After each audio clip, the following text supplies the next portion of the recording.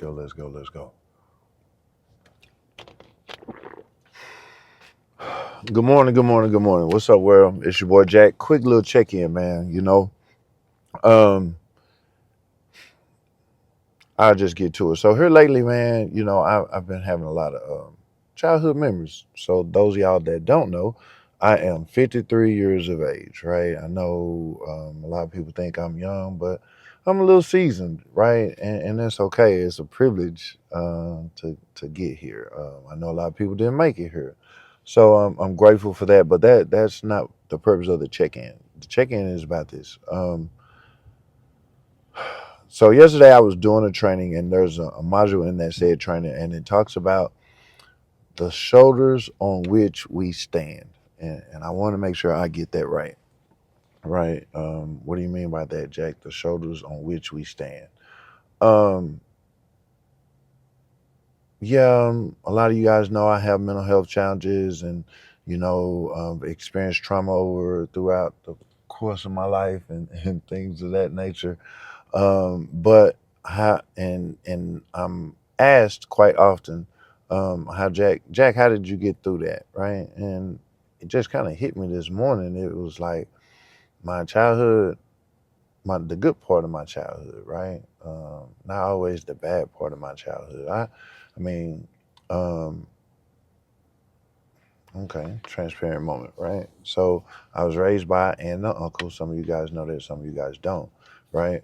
And this uncle provided for me like no other. Like you would have thought that my aunt Liz had given birth to me, right? That's how much she loved me unconditionally, and my uncle Richard as well, and her mom Mary as well. And I have to mention those said names because remember, I start off by talking about the shoulders on which we stand, right?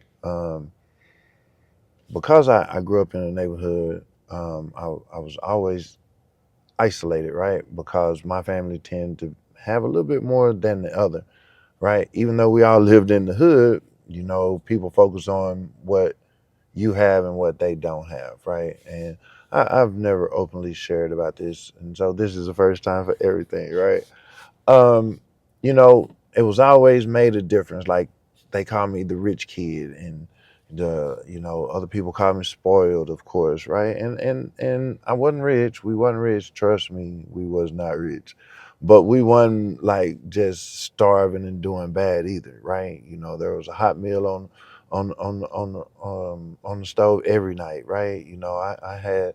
I often tell people I didn't have a grandmother, but I really did. My aunt Liz, mom Mary, who raised me, was like a grandmother. Man, I had tea cakes growing up, right? And I don't share about those because I grew up around a lot of individuals that didn't have, and I wanted to fit in, right?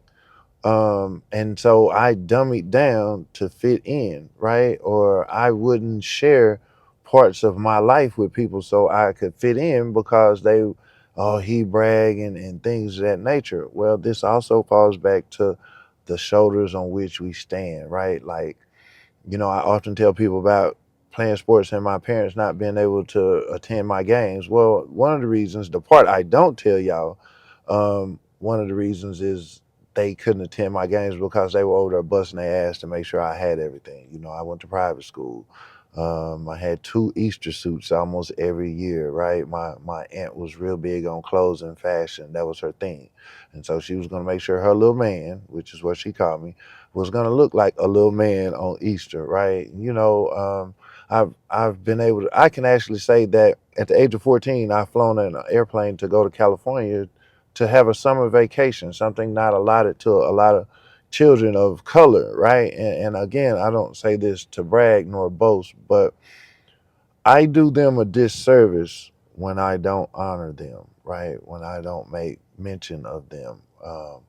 And acknowledge the sacrifice that they made for me to be here with you guys today, right? And that's the joy of those said childhood memories that I don't get to share often with people, right? Because I'm worried about their judgment and what they're gonna say and things of that nature, and like today, man.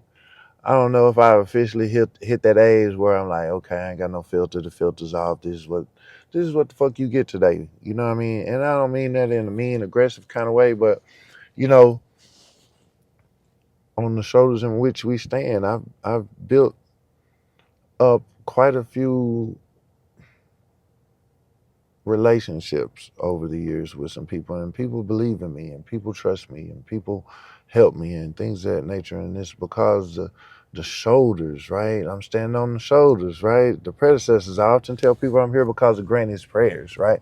What do you mean, Granny's? Man, I come from an era where the community believed in God and went to church quite often, and so they had prayer warriors. You know what I mean? And them prayer warriors, they get together and they well, you know, Sister So and So son is over there acting a fool again. They gonna pray it in, right? They gonna pray it in, and I know I'm here because of those said prayers, man. And so my takeaway or my give, not even my takeaway, but my give to you today is think about this. Are you doing the shoulders on which you stand justice, right? Like, I know a lot of us are going to say we had a hard life and I ain't have it like you, Jack, you know what I'm saying? But I know it was just one person.